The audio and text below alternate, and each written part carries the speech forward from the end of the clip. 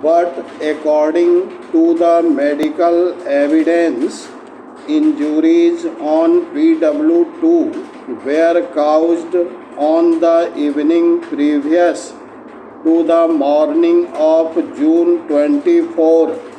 This takes away the basis on which he was accepted by the trial court and the High Court as an eyewitness, notwithstanding his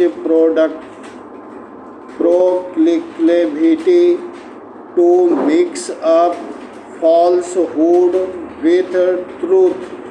A substantial part of the prosecution story has been disbelieved, and the conviction of the appellant rests solely on the testimony of PW2, who, as observed by the trial court, does not seem to have particular respect for truth and had mixed up falsehood with truth. His credibility as an eyewitness lay only in that the trial court and the High Court assumed that he had received injury in the same occurrence in which the deceased was killed. That assumption does not appear to be very sound and is not borne out by the evidences on record. Parachin. The defense pleaded that PW2 had received the injuries on the evening of June 23 and not in morning of June 24 gains credence from the fact that an incident between the two sides had admittedly taken place on the evening of June 23, 1995.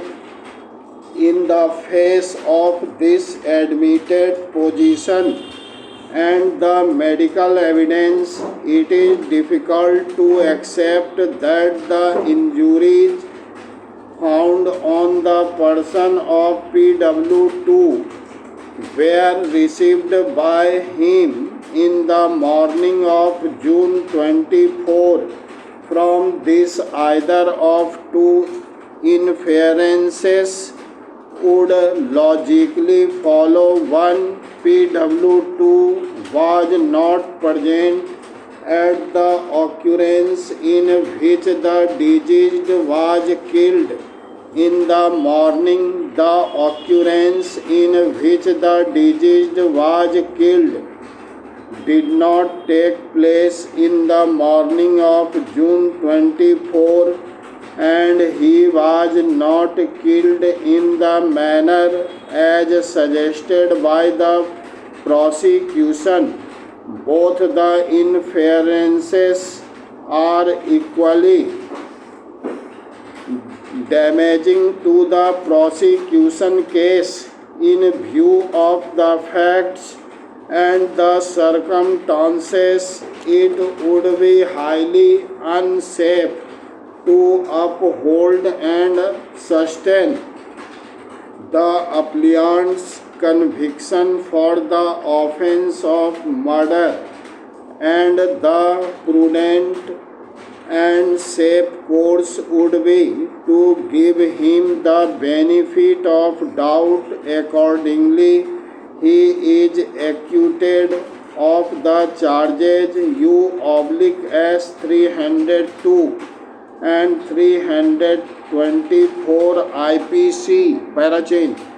The next appeal is directed against the judgment of the Punjab and Haryana Court in Criminal Appeals NOS 201 of 1996, confirming the applicant's conviction under Section 302 of the Penal Code and life imprisonment.